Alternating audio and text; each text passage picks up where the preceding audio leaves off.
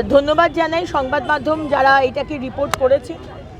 আমি ওই মহিলার সাথে, যিনি আমার মনে হয় কোনো স্কুলের প্রিন্সিপাল, তার সাথে আমি কথা বলবো এবং আমার জেলার মধ্যে যদি এরকম ধরনের ঘটনা ঘটে, এটা অত্যন্ত ভয়ানক। 13 বছর, 14 বছর, 15 বছরের ছেলে মেয়েদের কাছ থেকে রক্ত নিয়ে তাদেরকে 300 টাকা দেওয়া হচ্ছে, আর যে নিয়ে আসছে তাকে 1000 টাকা দেওয়া হচ্ছে।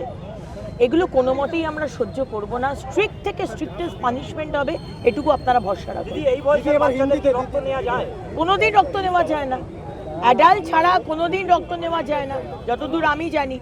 এবং অ্যাডাল্ট হলেও তার কি অসুখ বিসুখ আছে সেটা দেখে তারপরেই রক্ত দেওয়া যায়। আমার ডায়াবেটিস আছে, আমি কাউকে রক্ত দিতে পারবো না। সুতরাং এগুলো দেখে দেওয়া যায়। ছোটবেলায় কোনো বাচ্চাকেই রক্ত এরকমভাবে নেওয়া যায় না।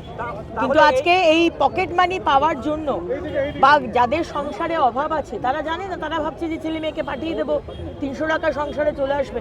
এটা চলতে পারে না। তাহলে এই হাসপাতালগুলো নিচ্ছে কি করে, কি ব্যবস্থা নেবে? আমি আমি পুরো তদন্তটা করি, আমি পুলিশকে জানাচ্ছি।